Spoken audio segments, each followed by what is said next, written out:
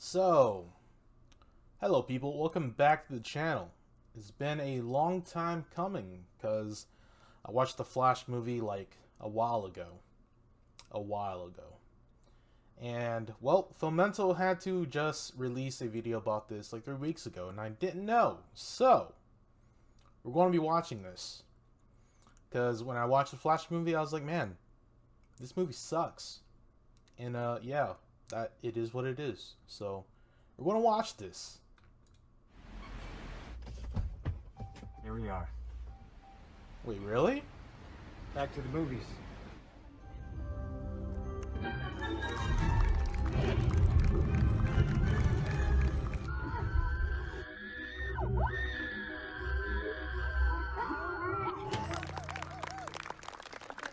I loved it. Okay. In The Flash, Barry Allen runs back in time to stop the mysterious murder of his mother, which doesn't go too well as he gets stuck in the wrong year with terrible repercussions. The people around him are different. The world is about to be destroyed, and worst of all, even Back to the Future is not the same. What did you do? Yeah. And so, he must join forces with his younger self to assemble an alternate version of the Justice League and fix time itself. In other words, the movie is a metaphor for DC, in that they desperately wanna go back to undo the years of their own inconsistent incompetence, only to cause more destruction. Seeing as this movie apparently became the biggest superhero flop of all time, losing around, Bro? $2 million? Holy. Yo. The amount of money that... I think there was a video that came out recently that was like, oh, movie production costs more today. But here you look at this movie, and it's like the CGI is probably some of the worst CGI that I've ever seen in my entire life. Alright, this is like the 90s CGI.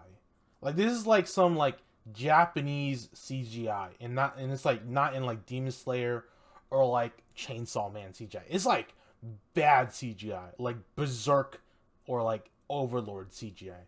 No, worse than that. Like, this CGI is so bad. Like, oh, Jesus. $2 million. $200 million. And I gotta be honest with you guys here, Phil, kind of like this movie. As I've said before, I'm a DC fanboy. Hey, same. Favorite superhero, Batman. And the best part of this film was Batman. Michael Keaton, man. He just makes this movie. Like, if this movie did not have Michael Keaton in it, it probably would have been like about a 3 or 4. But with Michael Keaton, it's like a 5. Like, it's just right there. If you give me Batman and don't completely it up, odds are I'll enjoy it.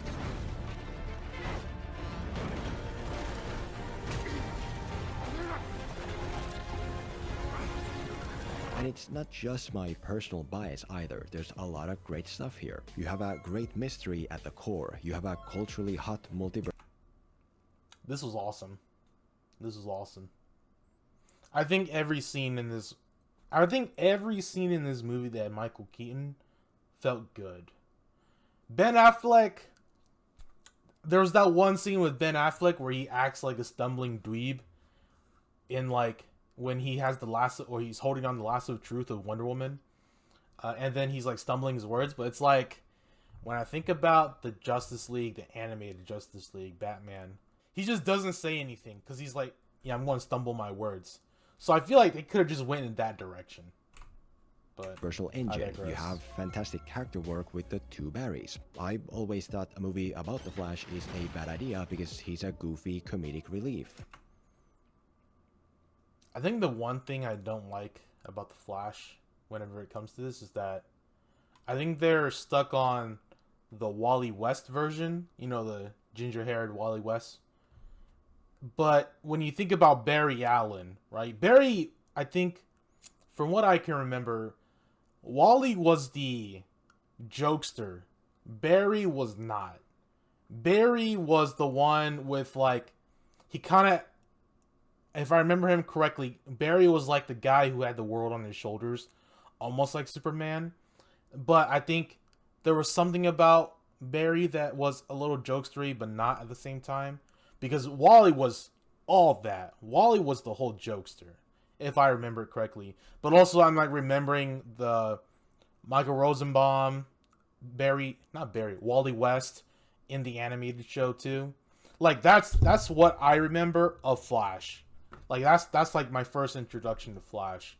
But then when I go back and read the ones with Barry Allen, Barry's not that much of a jokester. He's a bit more serious. I'll think a little bit more smarter than Wally. But every time you see him in movies and TV shows, they always go towards the comedic relief, the more Wally West version.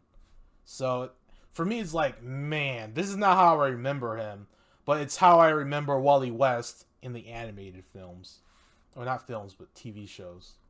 Which is fine for a secondary character, but not so much for a main character who needs to be able to ground the movie. And man, the CGI on these babies, man, holy dude.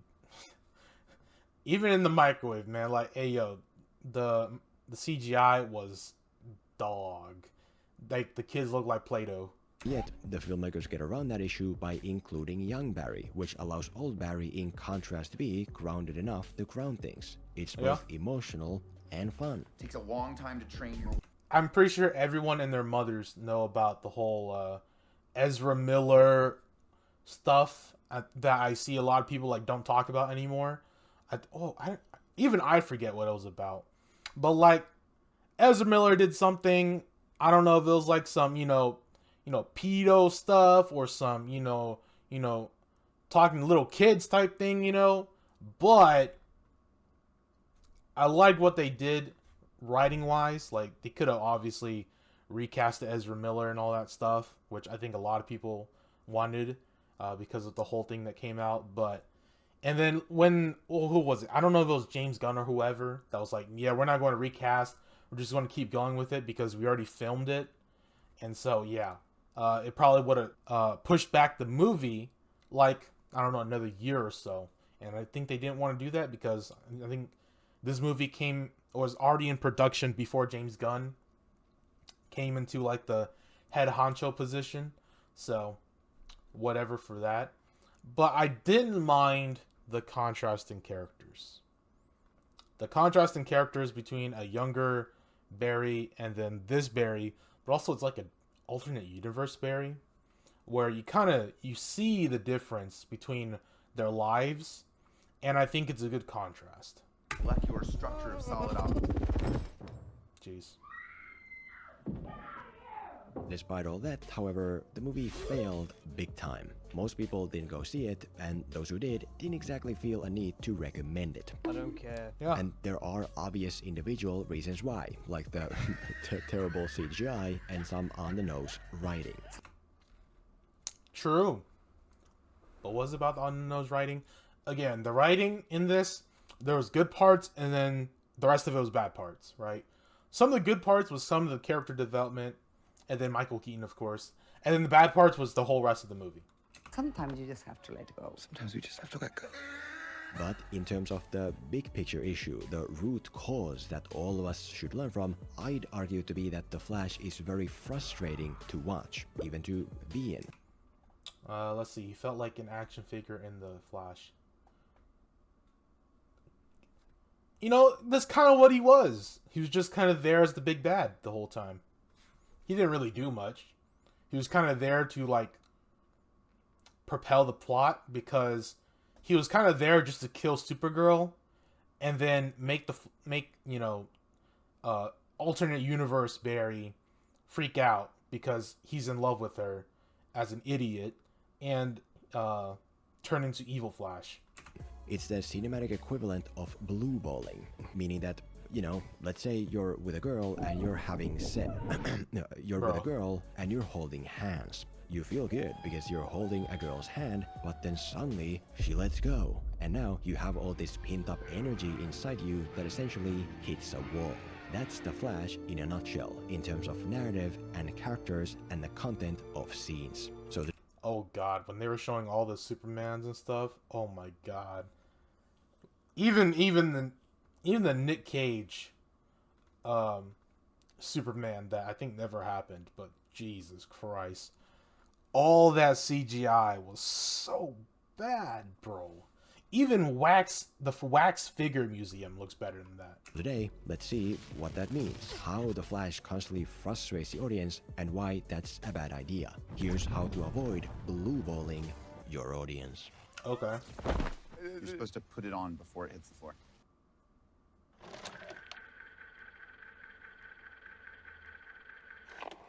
On the narrative side, the blue balling means that many narrative lines lead to no proper conclusion or just kinda sadly fizzle out.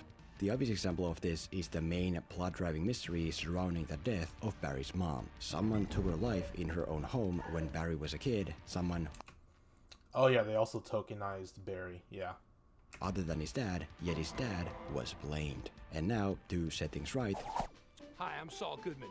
Did you know that you have... we go back in time to stop that event from happening, and subsequently to find out what really happened. That's a narrative hand we're now excited to hold, especially because the movie keeps adding fuel to that mystery.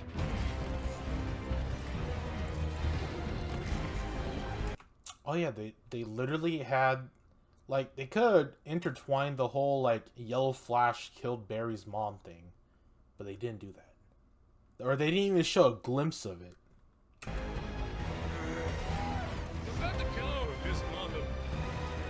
But as it ultimately turns out, we never get the answer, not even an answer. At the end, Barry just undoes his action of saving his mom and leaves. The mystery of the killer is never solved. There is no ambiguity because we know it's not the dad and that there is a killer, is innocent. and yet we're given nothing to even go on, which feels pretty frustrating. True. The argument you can make though is that this is the thematic point here. Sometimes there is no answer, sometimes you just have to let go. It's a canon event that Barry and the audience simply have to accept. That is correct. But I just want you to be aware of that because the same continues. In the beginning, Batfleck chases mob boss Falcone's son who stole some pretty dangerous chemicals, arguably as dangerous and destructive as the destruction caused by Zod in Man of Steel. If that briefcase falls into the water, it could wipe out half of Gotham by lunchtime. And what ultimately happens with those chemicals is nothing. Batman stops Falcone, and then both him and the chemicals just disappear from the movie. They, or the Gotham crime world as a whole, don't play any part in the big picture, which... Yeah. Ben Affleck's Batman was kind of just there in the movie.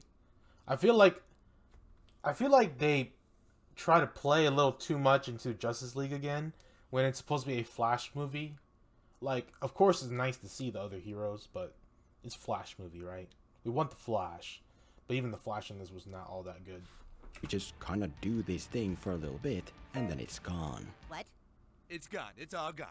Yo, that dude just fell straight up on his head. Again, you can argue that the point of the chemicals is just to motivate an exciting opening. That's true. I'm not saying you can't enjoy it. I personally kinda do. I'm just saying that as a writer, you generally should avoid this. Also, why is Batman dealing with crime during the day when usually he does it at night, and then he leaves the day stuff to, like, Superman, the Flash, and, like, Green Lantern and all of them? Right? Am I the only one who's, like, thinking about this?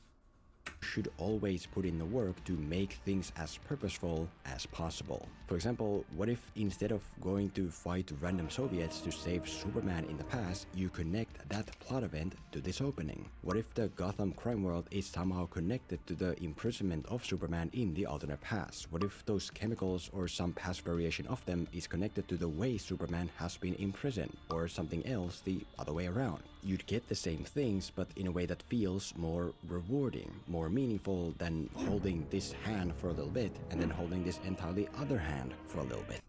Oh yeah, I liked how whenever they revealed this Supergirl, they're like, "Oh, it's Superman's daughter from the future. It's what's her name? I forgot her name. Yeah, I don't keep up with that shit anymore. But in the movie now, They're like, oh, this is Kara. This is Kara Zor-El? Question mark. Yeah, Superman's cousin. And you're just like, what? What? No way. No way in hell this is Kara. Blue-eyed, pretty blonde girl that we're all used to. You know, the one Supergirl that we see all the time. You literally tokenize her again. Like, bro. But it was pretty crazy that, like, when we first saw pictures of this chick as Supergirl, we're like, oh yeah, it's future Superman's daughter. Even though, you know, she a little darker complexion than what we're used to, but like whatever. Like, it would be cool to see. But yeah, this is Kara. Tokenism. To be clear, I'm not saying that this specifically is the answer here. Without doing more work, it would feel pretty forced, definitely. I'm just trying to highlight that when these individual narrative lines pile up, the pile can quickly grow to the point where you can't see the real movie anymore. Also, I feel like they still could have had Superman in this, but I think they just didn't want to have to deal with, like, Henry Cavill or something, even though Henry Cavill's, like, the Superman now of, like, this generation. He's the Superman. Because they had this whole thing of, like, Superman getting caught up in, like, Russia with, like, a Red Sun thing. I forgot which freaking comic book that was. There's so many fucking comic books, and you just don't know which storyline is this and that. This is why I fucking hate DC and Marvel sometimes, because of their whole multiverse thing. But yeah, so they had that thing going on with Superman, and then he got stuck in the Soviet Union or something. And so they could have tied that in, but instead they changed it with, Supergirl. And it's not even Kara that everyone's used to. More. And it's gone! What do you mean? I have a... Not anymore, you don't. Poof. Next, please. Hey! The finale is supposed to be about Barry's uniting with Batman and Superman to stop Zod from destroying the Earth, but then it turns out that, oh, it's not. Bye, have a great time. Instead, Barry's just kind of run around punching random Kryptonians until they decide not to do that anymore. Now we have to stop. And then the Zod thing is tossed away for something else. The mystery of the Dark Speedster is set up to be this intriguing thing, but then it turns out that, oh, it's barely a thing at all. He's not a consistent force. Yeah, yo, when I saw this Dark Speedster, I was like, yo, is this not Godspeed? What's that name? What's the name? But in the CW Flash, it was that guy with, like, the armor and everything, right? I thought it was that guy. Savitar. Oh my god, yes. His name is Savitar. I thought this guy was Savitar. Could have been Zoom. It could have been the Red Flash, Death Flash. I was like, it's one of those guys. This is super awesome. And then at the end, you're like, oh, this is evil version of Barry. Okay, not that great. Or an obstacle. He shows up once to start the plot, and then he shows up again to end the plot. That's it. The whole point of the narrative is for old Barry to accept the past as it is and move on, and yet at the end it turns out that, oh, he didn't. He changed the past yet again. He changed it just to change it back, just to change it again to help his dad out. Because he's like, oh, you gotta let it go, but hey, I can't let go help my dad out. Gave an alibi for his dad in a way that altered the timeline once more. Every man, woman, and child in this country is innocent. And then the movie just ends. What the f? Then what was the purpose of all this? And it's gone.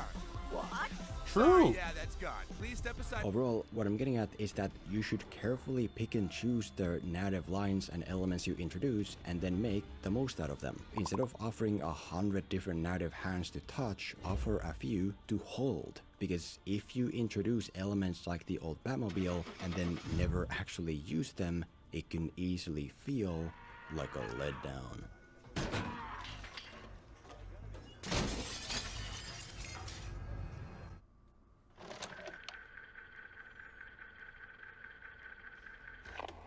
On the character side, the blue balling means that characters are brought in with the promise of their inherent value, only for them to have no value at all. To be fair, as I mentioned, some characters are great. Both Barry's as well as Michael Keaton's Batman are amazing.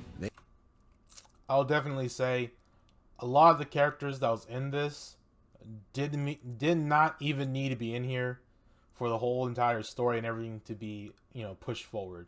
A lot of these guys that are in here, I think like Gal Gadot's Wonder Woman and then Ben Affleck's Batman didn't need to be in this film. They were just kind of there.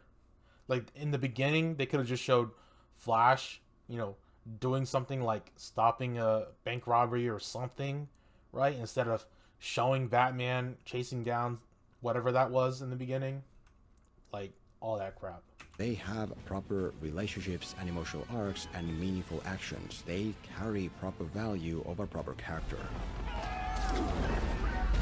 But as for the others, not so much. The new Superman, for example, is basically pointless. She gets rescued from a random Soviet prison and then just kind of is in the movie until she's ultimately tossed away. All you literally know is that, oh, she's locked up in, you know, a Soviet prison meant for a Kryptonian. Don't know how she got there, but yeah, like they probably tell us, but I forgot because it's so bad that I couldn't care less. And then also she's just there to make evil Barry.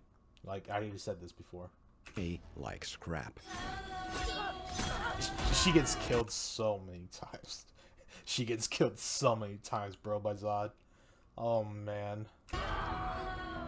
She has interactions with both Barrys, but doesn't She's just build there a to proper die. relationship with either of them. The closest thing to that is that young Barry has the hots for her because she's badass and visually pleasing. She has this defining backstory of being a Kryptonian warrior meant to protect Kal-El, but it's just verbal gobbledygook that's not in.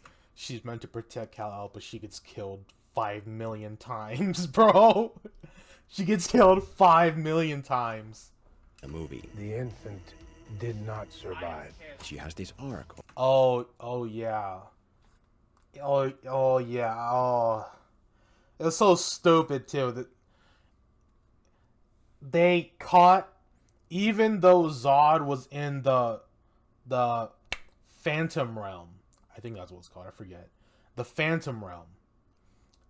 They caught Superman's or Kal-El's shuttle before he got to Earth. Like, you that makes no sense whatsoever because they should have been in the Phantom Realm the whole time. Like, oh man, dude. It's like you're making stories up without realizing that, like, hey, there was things that happened before that story even happened back in history, but you still have this character here for no reason. You don't give them a reason to be out here because they should have been somewhere else in the first place. Of finding worth in humanity, but it's the most rushed and sorriest excuse for an arc I've ever seen. One meaningful action she does do is help old Barry get his powers back, but even with that, there's another issue we'll get to later. Mostly, she's just a badass alternate version of Superman who's there until she isn't, to the point where she may as well not be there at all. If we never rescued her, if we just directly went to fight Zod's army, almost nothing would change. That's how little value she brings. This is what Bruce was talking about. Barry, this is inevitable. We can try a Same on the villain side. Zod. This just makes me think about how all they had to do was take the original Infinite Crisis event that the Flash started in the comics 1-to-1 and just do it like that. Again, I'll probably say this multiple times. They could have done it with the Halo show. They could have done it with everything else. I can't name more than Halo show because that show was just egregious as hell. But every show that involves a comic book or an original story, all they had to do was copy and paste from the original source material. And there would be no problems. No problems whatsoever.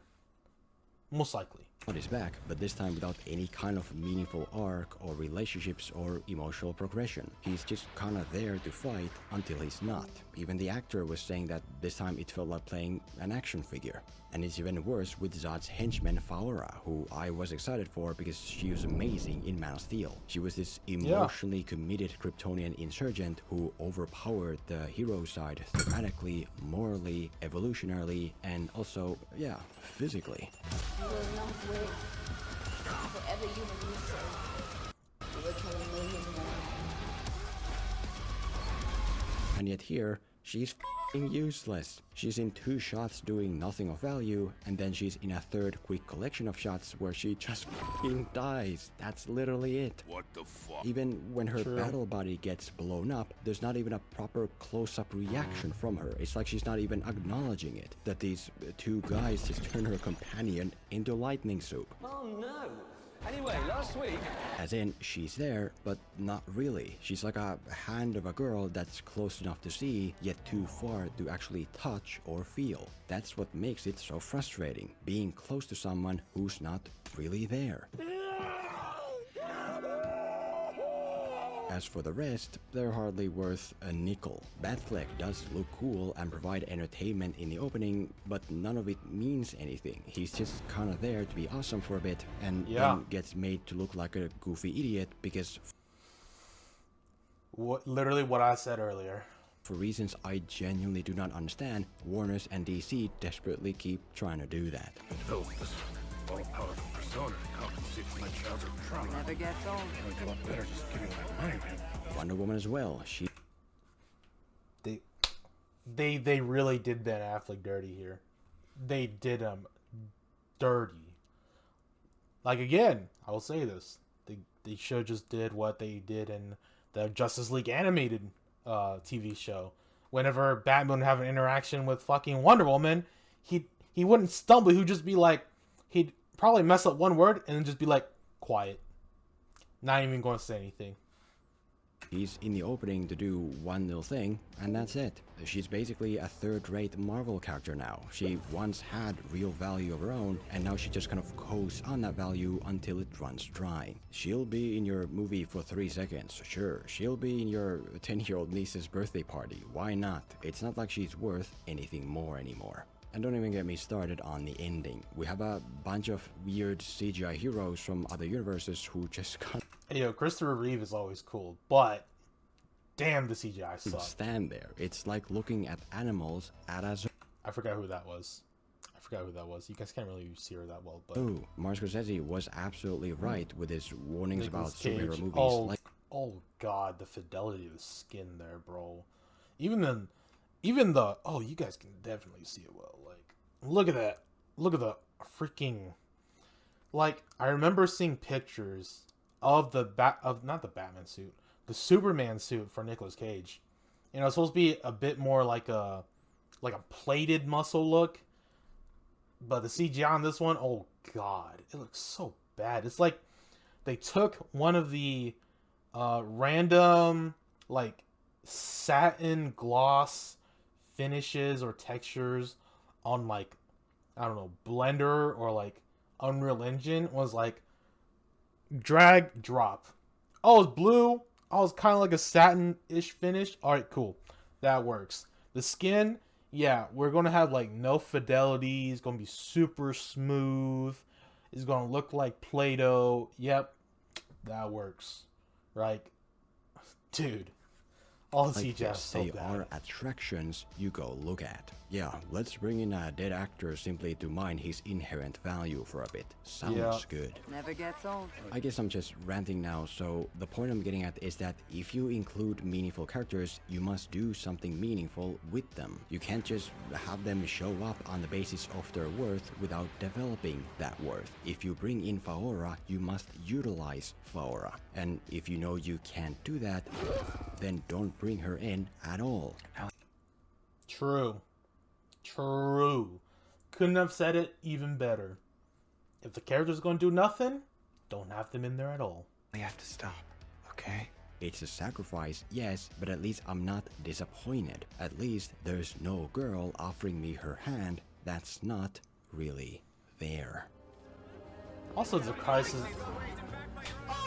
Hey, George Clooney. James Gunn shuts down George Clooney DC return. Yeah, most likely. But then again, if they do like a... Oh, man. You know, this was basically a Crisis on Infinite Earths, like, thing. Like, they could have done it so much better. Like, they could have just done a Justice League Crisis on Infinite Earths instead of a Flash Crisis on Infinite Earths. Because, like, if it... Oh, man. Like, they could have had all the Flash actors. They could have had the CW Flash. They could have had the old 90s Flash. What's his name? I forgot his name. But he was also in the CW. He was literally the CW Flash's dad. They had, like, those two Flash actors. They could have had him in there. They could have had so many people, bro. So many people as a Flash Crisis on Infinite Earths. And they still could have had Michael Keaton in there. That, you know, probably did something. But also, they could have just took out Supergirl. No, where?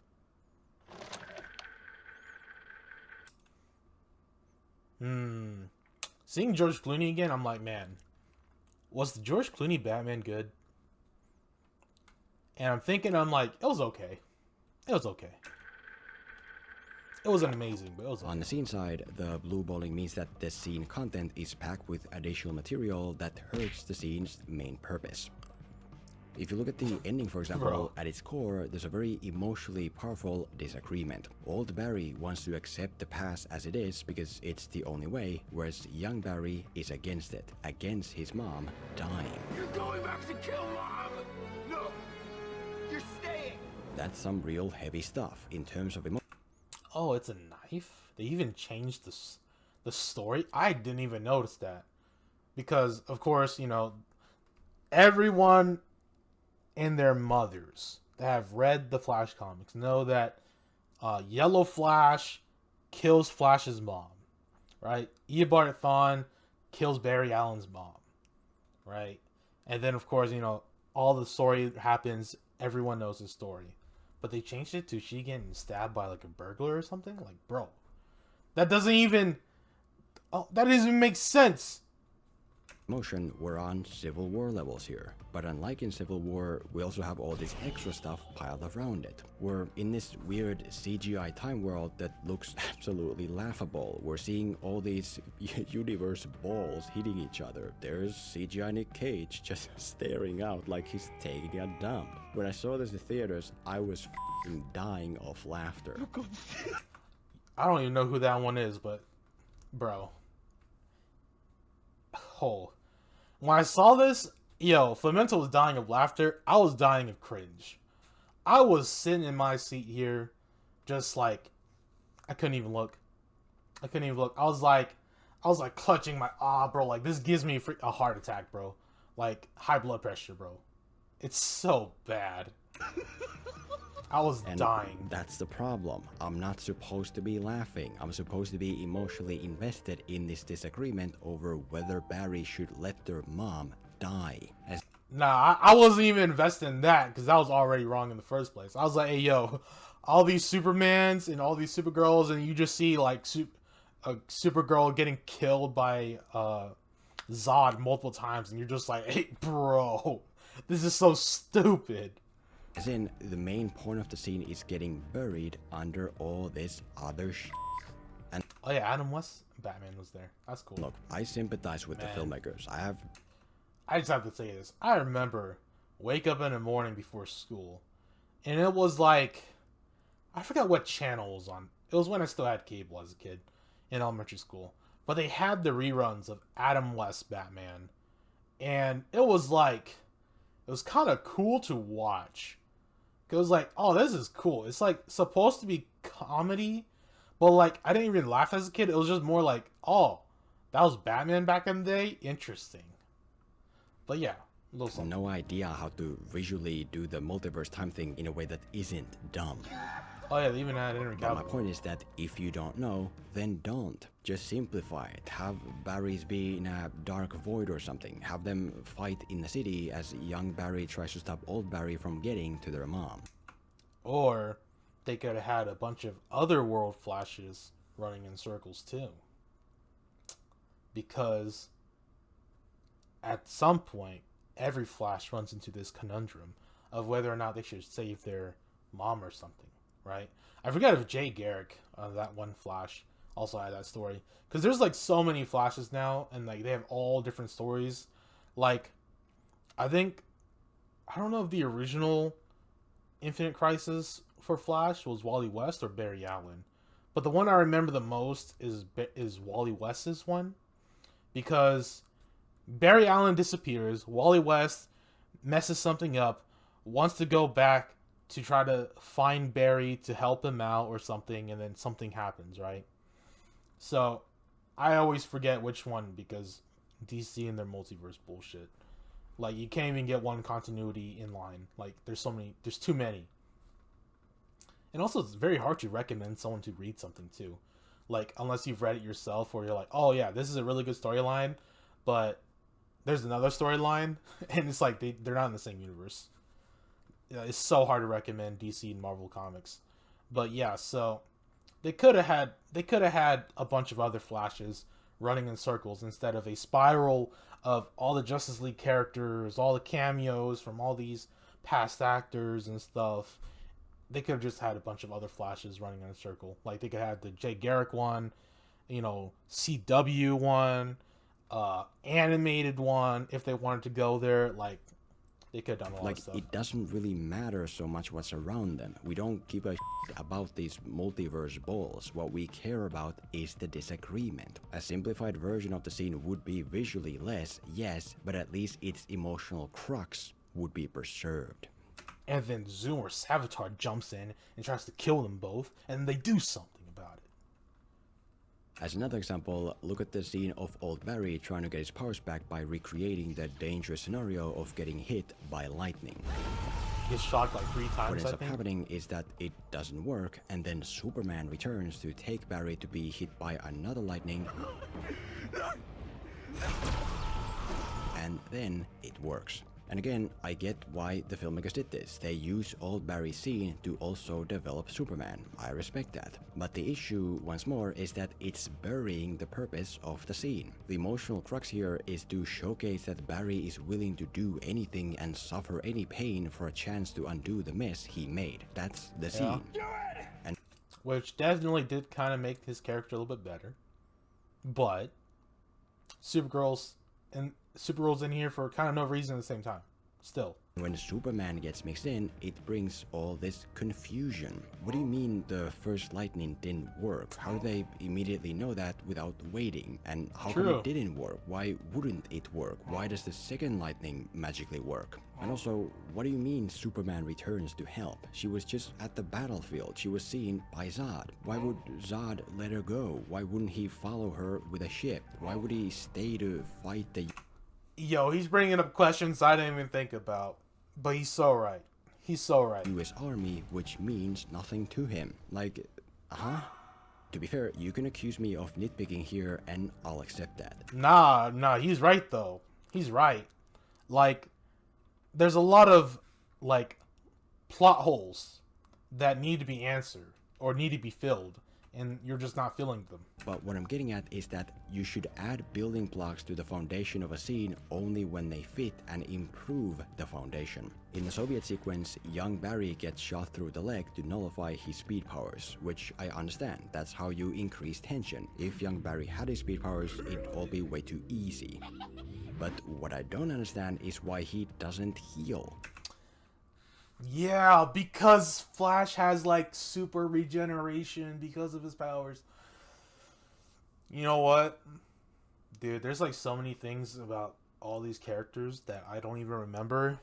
And, you know, makes a good point. Why is he limping for so long? Like, literally, at this point, his leg should have already been healed. Because, like, it wasn't like a... you know, a shot through the bone or something. It was just like a flesh wound, right? It should have already been healed. Earlier, you established that young Barry's body healed from getting pierced by lightning in seconds. And yet here, even though the bullet came straight out, the wound doesn't heal at all for the rest of the whole sequence. That is the thing that I'm now thinking about here, that the filmmakers are kind of cheating. It's like getting to hold a girl's hand, but the hand is covered in thick layers of Vaseline. It's the Vaseline. Nah, covered in shit. And you're still holding shit. That's on my mind, when my mind should be on the fact that I'm holding a girl's hand. I don't know.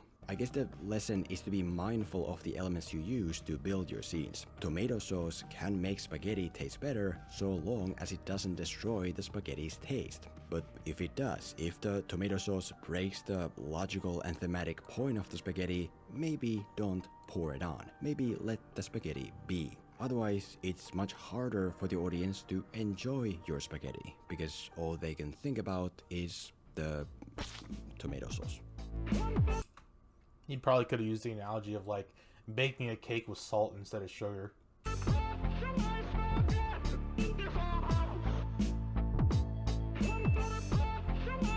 Wait, what? Why vindicate the dad? What?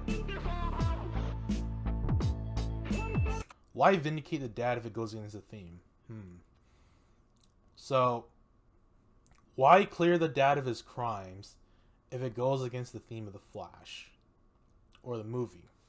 I'm going to assume it's for The Flash because originally, like I always go to originally, because the Yellow Flash kills the mom and then dad was like there or something, and then the dad gets, you know, caught on scene, goes to prison.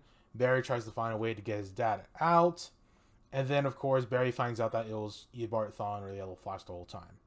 And of course that's not enough evidence because, you know, superhuman, you know, things don't go well in court or something like that, right? And so I guess this, again, if they're going to make a movie after this, would still be like, you still messed up the timeline, I guess. Why stray away from the mom disagreement? True. I think they made the older version of alternate universe Barry come in and kind of just like ruined it. Kind of ruined the conversation a bit. Yeah. Why include the CGI shot if it ruins the sequence?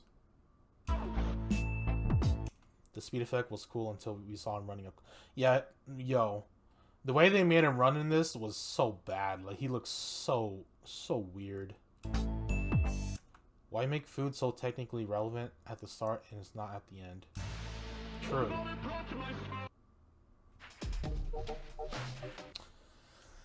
Damn. Alright. Well then. That was interesting. Definitely some things I didn't think about because I think the writers were definitely probably planning on the fact that people weren't thinking about it or didn't notice it. This was a good video. Very good video. Again, I love Phil Mento's videos. He talks about some stuff that I'm not even thinking about, and then he brings to light some things that I am thinking about, and I just can't put it into words correctly. But 100%, I agree with a lot of things that he says in this. He said he didn't mind this film at first, but he has a lot of disagreements of what's in it. For me, I don't like this film at all. Like, I think the thing that brings up this film for me is straight up just Michael Keaton Batman, because Michael Keaton is always cool. I definitely grew up with Michael Keaton. It's been nostalgia, and that's kind of what they're banging on. Also, the suit of Batman is terrible. But yeah, so definitely this movie is like a 4 or 5. Probably a 5, just being nice. Out of 10. But if Michael Keaton was not in this, probably a 4 or a 3. Right? I think the way they dealt with Barry in this, with the comparison between the alternate universe, the Barry that has a mom, and then the Barry that doesn't have a mom, and his dad's in prison. Definitely a cool little thing happening there, but definitely a lot of plot holes, things that go unanswered, a lot of characters that didn't need to be in here. So yeah, that's about it. So hopefully you guys like this. Hopefully you guys like what I had to say and all that stuff. But please like, comment, and subscribe to the channel for more stuff. I don't know if I'm going to be doing the Guardians of the Galaxy. I think that may be a little too late now. But just doing a video before the year gets busy. And yeah, so I'll see you guys in the next one. Peace out.